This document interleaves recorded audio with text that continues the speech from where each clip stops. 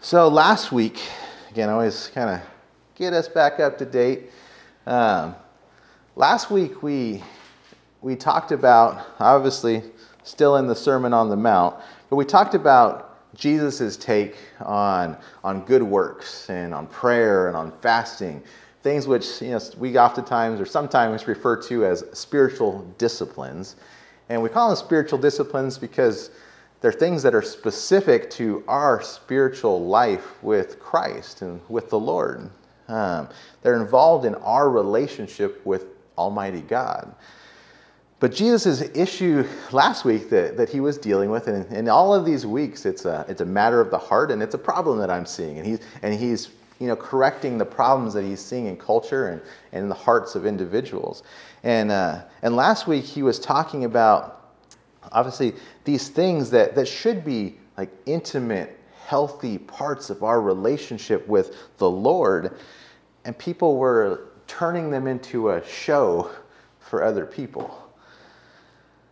Jesus was calling out these people. He was calling them hypocrites. He was dealing with the matters of the heart towards God. These people were going out and putting on a show, and look how good I can pray, and let me tell you about my fasting, and let me sound a horn before I do all these good works so you can all watch me do it. That's what these people were doing. Jesus is like, no. Like, this is between you and God. And people may see it at times. But the whole point that Jesus is making is this is for an audience of one.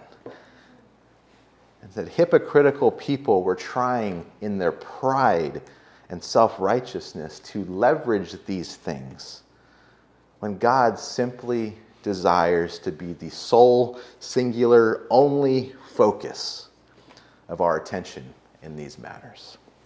And so, Jesus made it extremely clear to these people. I hope that he made it extremely clear to us through his teaching.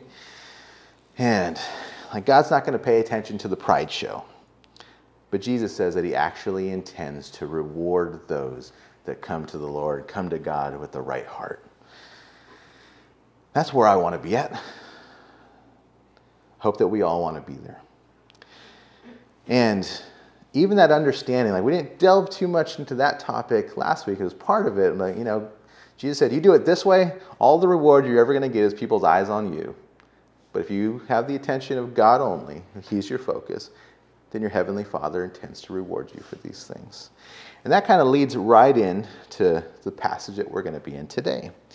And so let's read our passage for today. We're going to be starting in verse 19. It's a shorter passage this week, 19 through 24. So, Matthew 6, starting in verse 19 down to verse 24. It says, "Do not lay up for yourselves treasures on earth, where moth and rust destroy, and where thieves break in and steal, but lay up for yourselves treasures in heaven, where neither moth nor rust destroys, and where thieves do not break in and steal. For where your treasure is, there your heart will be also. The lamp of the body is the eye. If therefore your eye is good, your whole body will be full of light. But if your eye is bad, your whole body will be full of darkness. If therefore the light that is in you is darkness, how great is that darkness?" Jesus says, no one can serve two masters, for either he will hate the one and love the other, or else he will be loyal to the one and despise the other. You cannot serve God and mammon, or material things, or money. So right out the gate, I want to deal with something. These passages usually lead to questions such as, well, what are these rewards that God is talking about? What are these treasures in heaven? What exactly are they? And the simple and most direct answer that I can give to that is that God doesn't tell us exactly. He doesn't tell us exactly what that means. The Bible does speak a number of times throughout the New Testament. He speaks of, various crowns that will be received in heaven for the life that we live here on earth. And that may or may not be what is in view here when Jesus is talking. But I think when we think of reward, obviously, in this world, when we think of reward, we'll get material things. God's going to reward me with a little bit more. I'm going to have a little bit extra. I'm going to be able to do few more things. But I think when we consider what God is talking about, it requires like an elevation of our thought process. It requires us to elevate our mind past these material things to the spiritual things, to the heavenly things when we consider the heavenly rewards. I mean, when you stop to think about it, like, what good is whatever material reward would come to mind when one day we'll be in a place where the streets are literally gold? It's like, you're going to be walking on what would be most valuable here. Like, why would that matter in a place like that? One of the greatest, there's all these crazy descriptions of heaven in Scripture and things that we have to look forward to, but the thing that has always stood out to me more than anything, and when you think of even that gold street, it's going to be shining, but it says that in heaven, the light source of heaven is literally God himself. It says the radiance of the very glory of God will be the only thing necessary to light the entire place up. We won't need sun, moon, stars, anything, because the glory of God will bring the light in heaven. To me, that's like, woo, I can't wait to see that. So like I said, are we really going to need whatever material thing that would come to mind right now when we're in a situation like that? I really don't think so. And for myself, there's biblical precedent for something that personally, there's biblical precedent for me personally for something that I would want more than anything that I could ever get or even think about wanting in this world. And Jesus tells this parable. We won't go there this morning. I'll just kind of story time it. Because we'll end up there eventually because it's in the book of Matthew. But in Matthew 25, Jesus tells this parable or story with meaning inside of it. He tells this, you've probably heard of it, it's called the parable of the talents. And in this story that Jesus is telling people, he has this, he makes this character, which is the master. And when you follow through the story, you begin to understand that the master is the Lord. And he talks about this time where the master is intending to leave on a journey. He's leaving on a trip. He's going to be away for a while. And so the master takes 3 of his servants and gives each one like a different investment. And in those days, the currency that Jesus used is talents. And he says he gave one of them 1 talent, 1 2 talents, something like that, and 10 talents. He got 3 different amounts of talents. And the master's like, invest these things, use them, and when I come back, I'll see how you did. And the master's gone for a while. He has this time for them to do these things. But after a while, the master comes back. And when he gets back, he goes to these 3 servants, and he's like, yeah, let me see what you've done with the investment that I gave to you. And I promise you this is leading somewhere. Because what's so important is the master's response. I want us to understand this. 2 out of those 3 servants did good with the master's investment. The third guy, he said he was too scared to do anything. He says he literally went with the investment, he just buried it in the ground. Just buried it in the ground. He did absolutely nothing with it. The master actually looks at that servant, he calls him wicked and lazy. He says, it's time for you to get out of my house. But the 2 that did good for their master, they actually doubled the master's money. He comes back and they're receiving double on his investment. Or he's receiving double because of their investment.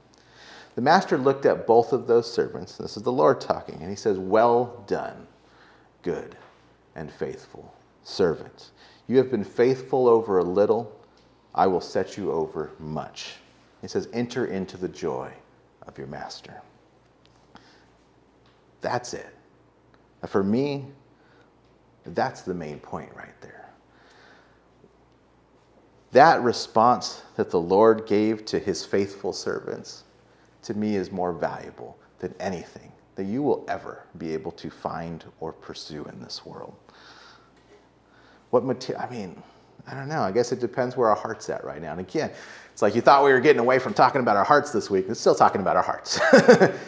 Because It's where's our heart? Is our heart drawn to the material things, or is our heart drawn to him and his favor?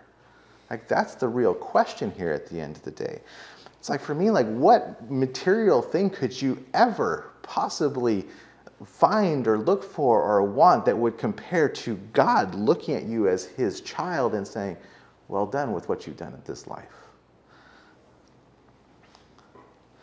Again, maybe like we look at this and we hear the story of the parable of the talents and we hear what Jesus is saying in this passage, and maybe we're still like, I don't know, like, there's some pretty nice stuff out there, and there is. Like, there's some pretty nice stuff out there.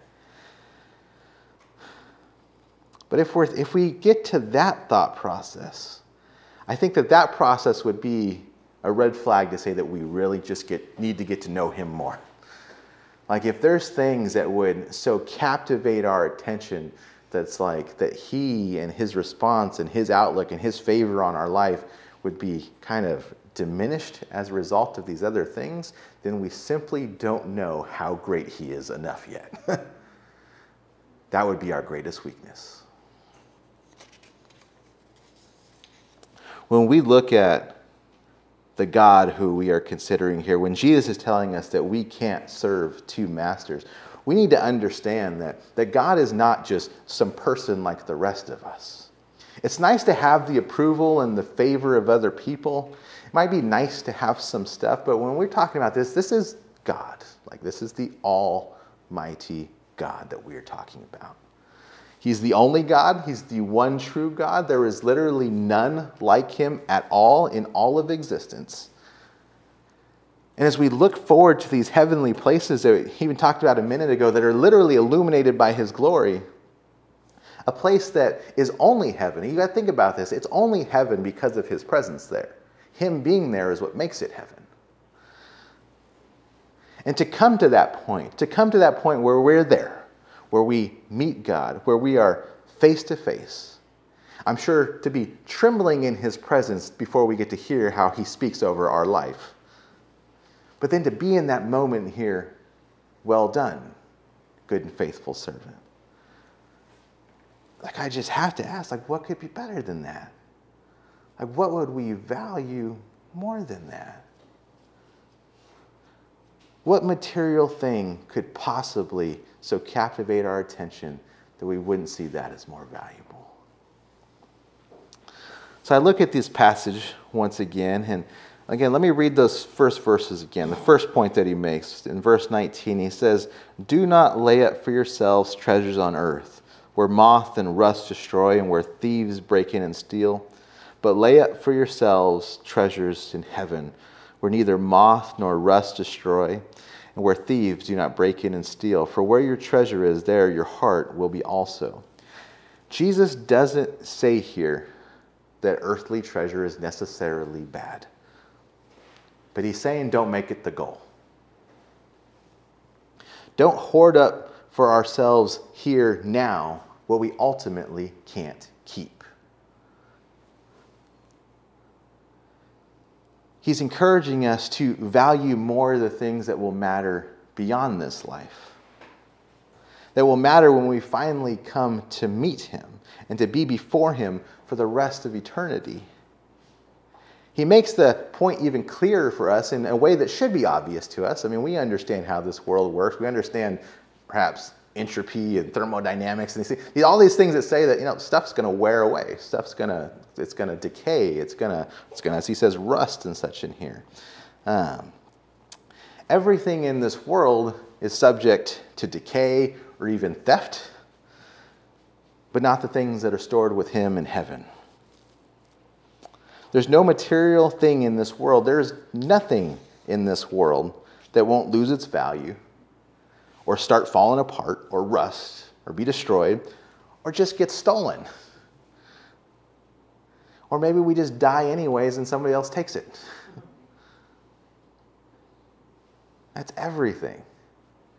I mean, I've had, I think I just told the story before, but there was a time where I was helping somebody, I had a whole bunch of tools in my car. And I like having my tools and such. Somebody stole like $1,500, $2,000 worth of tools out of my car. And I'm like, this is terrible. But it just teaches you. It's like, easy come, easy go. So, it's just like it could be fixed. Like, there's still today, I'm like, oh, let me go get this tool. I'm like, it's not there. It must have been in that car that time.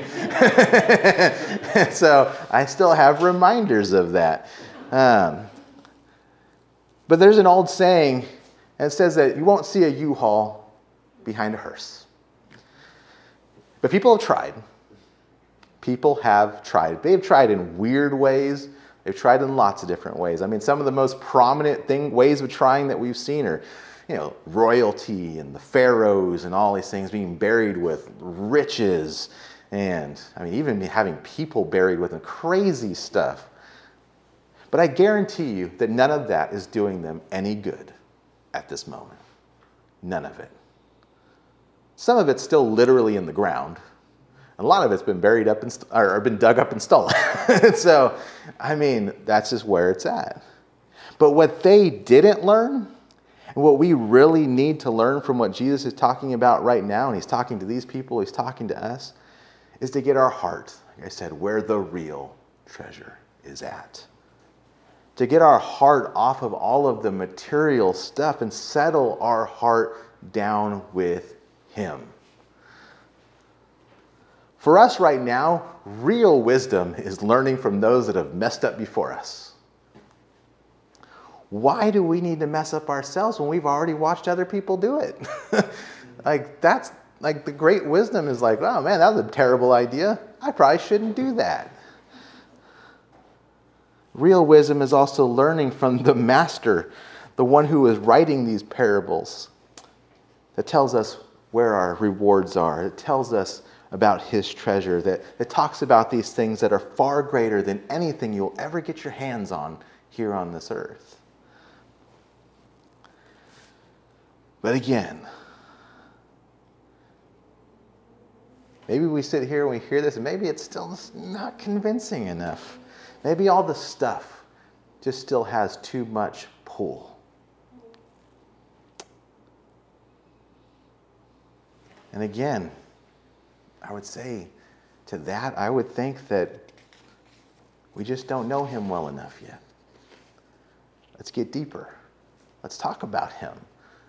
Let's know the greatness, the majesty, the one who has promised us so much. And he fully intends to keep his promises. And some little toy, trinket, car, whatever, is going to distract our attention away from the maker of the universe that says, I got a lot of stuff waiting for you. Just trust me. Maybe we haven't learned what the writer of Psalm 73, I love this passage in Psalm 73, but the writer of that psalm, and it wasn't David in that one, but the writer of that psalm, he makes this statement. He just says, whom have I in heaven but you, O God? He says, there is none on this earth that I desire apart from you. He says, my flesh, my heart, everything might fail. He says, but you, God, are my portion, my strength forever. He's saying that you are all that I ever need forevermore because he has learned of the greatness of the God whom he's talking to. In Psalm 73, that guy stood there and he says, there's nobody in heaven or on earth that I desire besides you.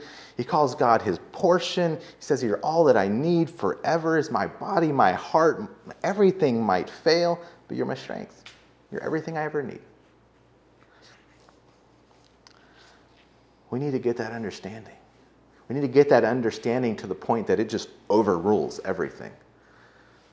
Because there is a lot of temptation out there, but it needs to be like, oh, God is greater. Temptation, God is greater. That's where we need to be at.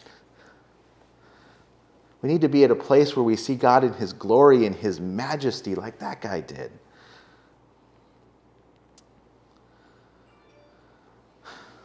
That hopefully everything else, even everyone else, starts to lose its shine a little bit compared to him. Hopefully we'll begin to just realize and understand these things a bit better as we get closer to him. But know this, that always Jesus understands our weaknesses. He knows where the problems are at. He's talking about it here. Jesus, as he continues in this passage, he gives us a little insight. He knows where, he knows where the problems are going to come from, and he starts talking about this. And so in the next verses, in verses 22 and 23, Jesus says, "The lamp of the body is the eye. If therefore your eye is good, your whole body will be full of light. But if your eye is bad, your whole body will be full of darkness. If therefore the light that is in you is darkness, how great is that darkness?" Jesus looks at our situation. He knows us. He literally made us. He says, I know your weakness, especially in this area, in the materialism versus God issue. It's going to be coming through your eyes. What am I looking at? What am I seeing? What am I coveting right now? It's coming through the eyes. If we couldn't see all of this stuff as easily as we do, if we couldn't see what everyone else has, if we weren't worried about if, you got all these people with their fake lives on Instagram and TikTok and look at all the stuff I have. Yeah, I mean, half of these people are like renting a room and a car and showing off stuff that they don't even own. But even in regards to all of that, anything, even the simple things that we may see, that we may desire, it's coming through our eyes. And if we allow just that temptation to be the continual thing that's coming through their eyes to get our attention, like for all of us, there's probably some specific thing that we gravitate towards. There's probably something that is like, I'm not like maybe too bothered by materialism, but that one thing, that would be really nice. That would be the thing. Give me a plasma CNC machine or something like that. I'd be like, that'd be wonderful. You can cut all types of stuff up with that. Those are the weird things that I would desire. But it's like, but I'm not like stuck on those things. Those are cool. And I know some people that have some of those now, so maybe I'll just go use yours. That'd be cool. But like I said, there's probably for all of us something that'll get our attention. Maybe it's the vehicle, maybe it's something else, maybe it's whatever. And again, I'm not gonna say that every material thing is bad. Like for us, I'm so thrilled that God blessed us with this home. Like this seemed like an impossibility. Like it really did. If we walk through the whole thing, this didn't seem like it was going to be possible. And the fact that it happened within the couple of weeks that it did was like a God thing. There's more to the story, even just how God just worked it out and has been working it out. And so I'm super thankful. This is the material thing that we have, but again, it was like God's purposes in this. It's not like, I think it'd be easy to get caught up in it, but when we were looking for this, it's like, God, what are you going to do here? So, I'm super thankful for some of the material things. But man, he has to overwhelm all of it. He has to.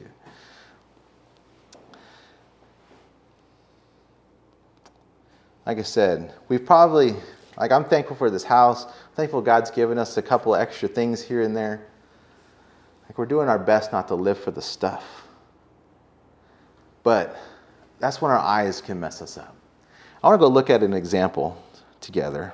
I'm going to go to Ecclesiastes chapter 2. And if now some of these Old Testament books can be hard to put your finger on, but you can go there. You can listen when we go through it. But I do want to look at Ecclesiastes chapter 2 together. I want to see a prime example of how this... We're going to be in verses 4 through 11 of Ecclesiastes 2, and then we're going to tack on another verse after that. So Ecclesiastes 2, just to give you a moment.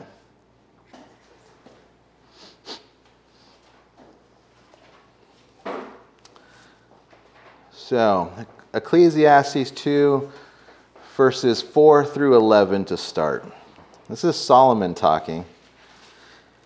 And so Solomon says, I made my works great. I built myself houses and planted myself vineyards. I made myself gardens and orchards. I planted all kinds of fruit and trees on them. I made myself water pools from which to water the growing trees of the grove. I acquired male and female servants and had servants born in my house. Yes, I had greater possessions of herds and flocks than all who were in Jerusalem before me. I also gathered for myself silver and gold and the special treasures of kings and of the provinces. I acquired male and female singers, the delights of the sons of men, and musical instruments of all kinds. So I became great and excelled more than all who were before me in Jerusalem. And also my wisdom remained with me. Whatever my eyes desired, I did not keep from them. I did not withhold my heart from any pleasure. For my heart rejoiced in all my labor, and this was the reward from all of my labor. It says, Then I looked on all of the works which my hands had done, and on the labor in which I had toiled, and indeed it was all vanity and grasping for the wind. There was no profit to be found under the sun. I want to understand who's talking here. Again, this is King Solomon. I believe this was written at the end of King Solomon's life.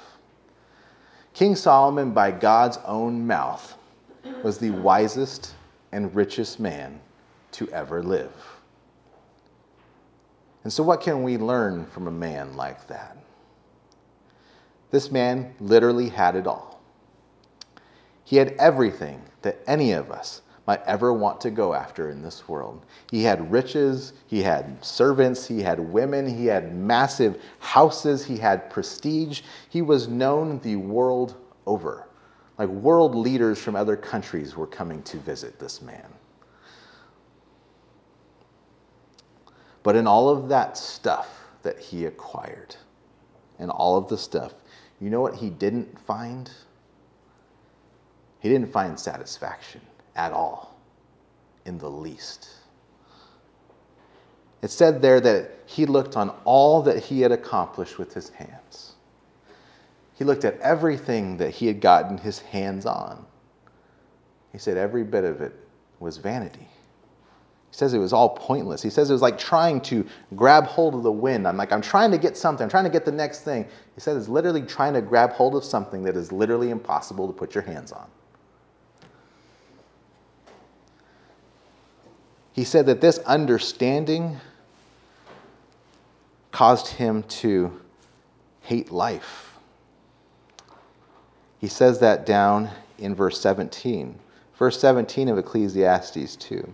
Solomon says, Therefore I hated life, because the work that was done under the sun was distressing to me, for all is vanity and grasping for the wind. He says so much more, but he gets to this point where he's so far to say, like, I have everything and I hate my life. Like that's, when you have somebody at his level with everything, with the prestige, with everything, and he can get to the point where he's like, I hate my life. I hate all of this stuff that I have wasted all of this time trying to get. It caused him to hate his life because at the end of all of the work of his life, all of the stuff that he got was meaningless to him. He makes a profound statement, a statement which he says over and over again in this book. He says that there was no profit under the sun. It's like, that's an interesting statement. It's a very specific statement because Solomon knows, and it's a lesson that he teaches at the end of this book, that everything under the sun, everything in this world won't last. It won't bring ultimate satisfaction. It may bring temporary satisfaction. You might like what you have for a little bit. It might, keep your attention for a little while, but it'll lose your attention.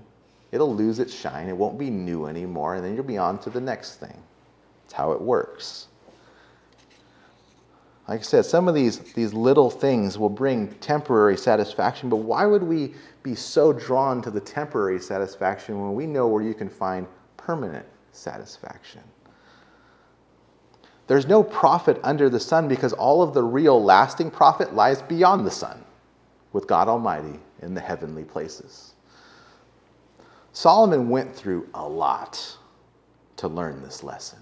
And again, this is the point where learn from the people that messed up before you. Solomon went through a lot to get to the point where he finally understood these things. Like I said, I believe he wrote this as an older man, addressing people younger than him to say, learn the lesson. I messed up big time. Learn the lesson that it took me too long to learn.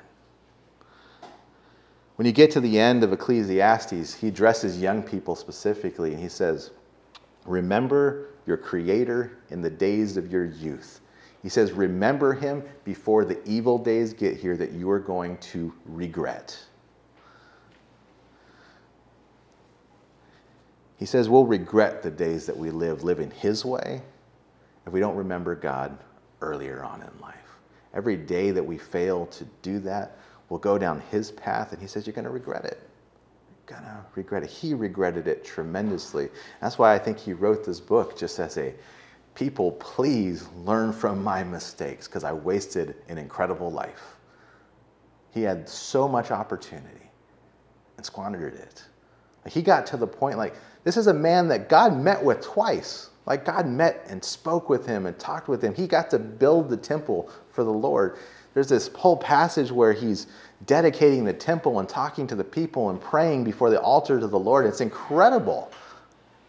And that all happened before he got caught up in materialism. But it's that moment, you know, when Jesus is teaching us about the problem of our eyes, there's that moment in verse 10 of Ecclesiastes 2 that I believe is the root of Solomon's downfall. In verse 10, he says that whatever my eyes desired, I didn't keep from them. I did not withhold my heart from any pleasure. Like I said, I personally believe that that is the root of Solomon's fall. He's like, he makes these statements in here. He's like, I want to keep the wisdom God gave me. I want to stay doing God's things, but I want all of this other stuff too. I want them both. I want to sit on the fence as well as I can because I want both of them. I said that lines up right with Jesus' teaching that we need to be careful with our eyes. Like Solomon knew better, but he let his eyes wander. He tried to play the fence. He tried to keep the Lord while giving into his eyes and to pleasure, and it simply did not work out for him. And I guarantee you it won't work out for us either.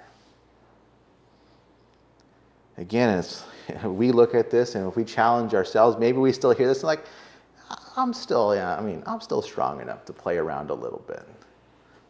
Like these things they're not going to get a hold of me. Like I can deal with this. But may I remind us, like I said, this man writing this is the king. This is a man that conversed with God. This was the wisest, the richest man that ever lived. He had the very world at his fingertips, at his beck and call. He fell hard into sin when he gave into his eyes and into his flesh. He fell so hard and far to the point that he was helping all these wives and such, that he was building temples to other gods and such. That's how hard and how far he fell. Solomon's story to me is always, always a reminder that if he could fall, I better believe that I can too. And so I need to be careful. Like I don't think there was any man really that was better equipped and better prepared to keep it right. And the stuff just got his attention to the point that he fell off. Said Jesus is teaching us these things in Matthew 6. In 22 and 23, just once again, he says that the lamp of the body is the eye. If therefore your eye is good, your whole body will be full of light. But if your eye is bad, your whole body will be full of darkness. If therefore the light that is in you is darkness, how great is that darkness? He's saying that if our eyes are good, or that word good there has multiple different translations. It can be defined as clear, or it could be defined as our eyes are single focus. There's even a translation in there that could be taken as we have eyes of generosity rather than desire, which is interesting. And Jesus says that if our eyes are like this, then it can let the light in. It can let the Lord's light in. It can let his light shine into us and we can be filled with that. And if we are supposed to be, as been told by him already in this teaching, to shining the light forward, it's like, well, we need the light inside of us to do that. If it's darkness inside of us, you ain't going to be shining his light. You're not. But we need his light to be filling us. But he says, but if our eyes are bad, or that word can also be translated as evil. If our eyes are stuck looking at everything else but him, fixated on material things rather than eternal things, then that light is simply not going to be there. It's not going to get through. And in the absence of light, you find darkness. And Jesus says, great will be that darkness. Again, it's like, I know for myself, like, well, I'm listening to Jesus. I want to be clear-eyed. Like, I want the light coming in. I want to be focused on the things of heaven rather than caught up with my eyes somewhere else. Being filled with darkness. And that is what Jesus is teaching us there. And when we think of these material things, we think of money and like, if there's anything in this world that trips a lot of people up, this is one of them. Like, this is way up there. It's probably number one. This is something that's going to catch a lot of us up. It catches a lot of people up. It's one of the things that's going to lead a lot of people astray. I mean, I think of even Jesus, like when he's talking to that rich young ruler guy, and the guy's like, I've kept the commandments, like I've lived like super well, I've done like all of these good things. And Jesus is like, okay, sell everything you have, give it to the poor, and come follow me. He's like, I just can't do that. He couldn't see the value of what was in front of him with Jesus because all of the stuff had clouded his vision. So there's a lot of things that we need to be careful of. There's a lot of things we need to watch out for. But don't ever let our guard down on this one. Jesus is about to put down the bottom line.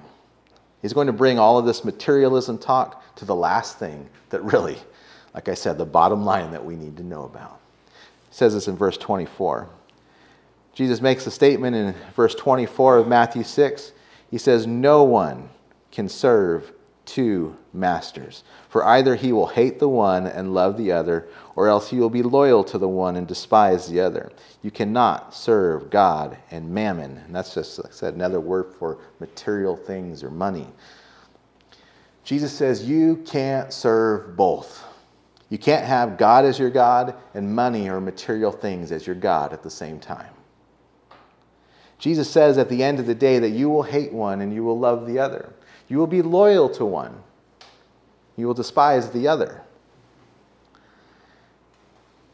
And again, it's like, it's just like, maybe it's just like, I just like some of this extra stuff.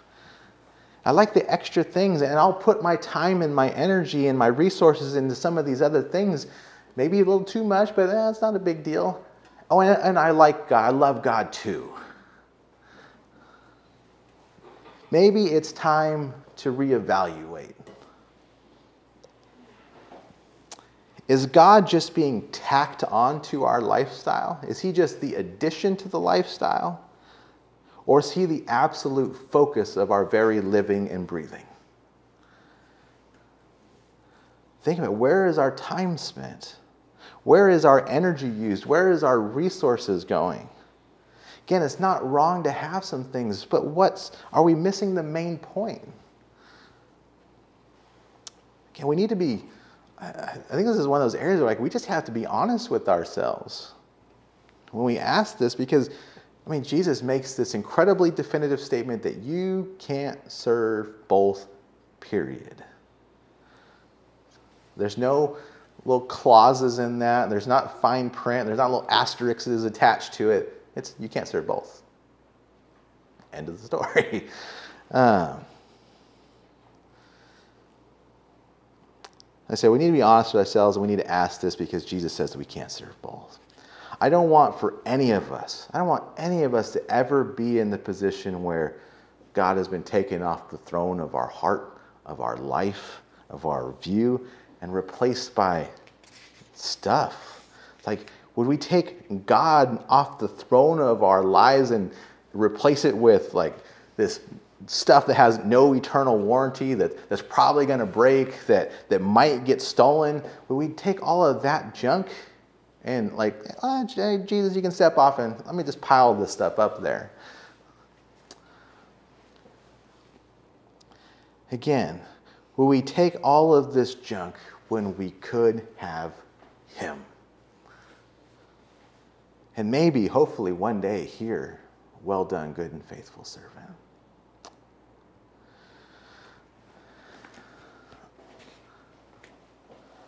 I have one more point, I think, but we'll do a song of worship before that. But I guess at this point, even as we go into worship, ask the question that is he and his favor enough for us? Or have our eyes been darkened by all the stuff? If that's the case, we got to get things right. We have to. Again, and the root of that, maybe we simply don't know him well enough yet. Then let's talk about it. Let's talk about him. Because to have even just a glimpse of an understanding of his majesty and his glory should make everything else like, wow, this stuff already looks kind of messed up even if it's brand new. Because he's just that awesome in comparison to it. So, let's pray. All right. You guys can take a seat for a moment. I wanted to leave you guys with something to really think about. And for all of us, there's a passage in Proverbs chapter 30 that has always been impactful to me. Proverbs was written by the same guy, Solomon, that we were talking about this morning. But Solomon, even as the wisest man to ever live, saw wisdom in this other man named Agur in this passage in Proverbs chapter 30. And he makes this statement. This is 3 verses in Proverbs 30. This is verses 7 through 9. This is guy Agur talking. He says, 2 things I request of you, talking to God. He says, 2 things I request of you. Deprive me not before I die. He said, remove falsehood and lies far from me. But then he says a profound statement. He says, give me neither poverty nor riches. Feed me with the food that is allotted to me, lest I be full and deny you, and say, who is the Lord? Or lest I be poor and steal and profane the name of God. This man speaks, and he speaks of a very important balance. He looked at God and said, God, I need enough. I need enough to eat. I need enough to the point where I'm not forced in starvation to go steal something and make you look bad. He's like, I know that I might get to that point. If I'm starving, I'm going to go steal. And that's something like even in that understanding, we can understand even where people in hard places are at. Like even in understanding that there's people that, do things that they do because they're put in situations that have forced them to do the things that they're doing. This guy recognized that I could get to that point. But he also says, Lord, don't give me too much. Because if I get too much, it might take my eyes away from you. And I say, who's God? Like, look what I did. Look what I have. Look what I've gotten for myself. We have to know within us that there is a point, probably for each of us, that we could get to where it would be too much. And having too much would distract us from him who is worthy of our attention. We've got to be careful.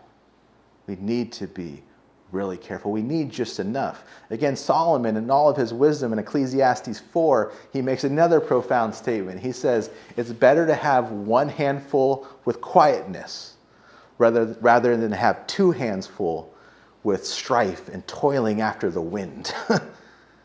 A lot of people are like trying to get that second hand. They'll never get their grasp on it. Solomon's like, if you just had that one hand, you had that quiet life, and it was peaceful, and you would be happy and content with that, then you would be in a better place. Again, we talked about this morning, money and material things are not necessarily bad.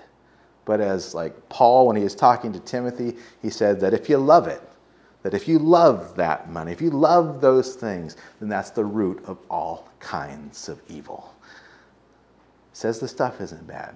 One of the gifts of the Holy Spirit is even the gift of using what God has given us to work for his kingdom and to bless and to give and to work and to utilize God's resources for his work.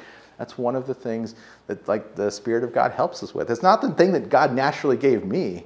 Like I remember even as a young person, like, well, I got my first money and I'm really happy about this. I'm gonna go buy something for me. And God's been working on me through the years on those things. And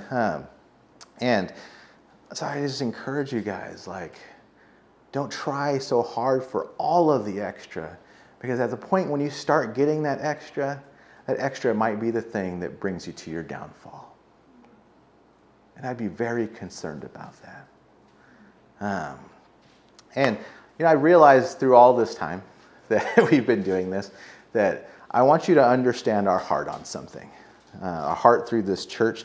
I don't think in all of this time I've ever brought up giving. But I want you to understand our heart here at this church. This church will always be kingdom-minded first. If you ever see that straying, please inform us, because we need to get our hearts right. But this church will always be kingdom-minded first rather than base church-centric first. So our heart for giving is that it's not, it's not being monitored. It's not any specifics in any of those things. It's for us, giving is an opportunity for your worship unto God. It is taking what he has blessed and said, the first, my best fruits of this, it's yours. Like you deserve it first.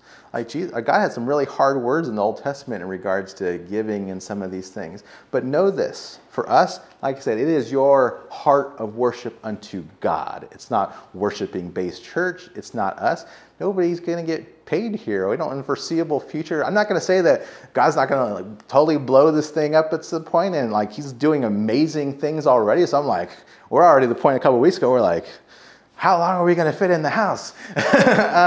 And so, like, maybe God has other plans in the future. I say, like, right now we don't have payroll and things going. It is whatever resources God gives, it is for his kingdom. But know this, like I said, it is first and foremost your relationship with the Lord. If God in his relationship with you and his directing of you says, I want you to invest your resources elsewhere, by all means, listen to him. Like if there is another ministry, if there's even another church where it's like they need the resources right now and God has let you know that, and give it to them. It's his money. It's not ours. But know that we will, to the best of our ability, in God's leadership, utilize whatever resources come here for his kingdom. We're going to give a lot of it away probably. We're going to bless where we can. We will probably start saving some things for the eventuality that we may outgrow this room. We'll do those things. But no, you worship him, not this place. Definitely not us. None of those things. Our heart for giving will always be God first. Give it to him wherever he has you give it. And if it comes here, we will do the best that we can to take care of it and utilize it, that he would get the most glory with it. That's our heart. So be careful. Keep your eyes on him. Don't let the light get blocked off so we get filled up with darkness, because that would be bad. So we love you guys.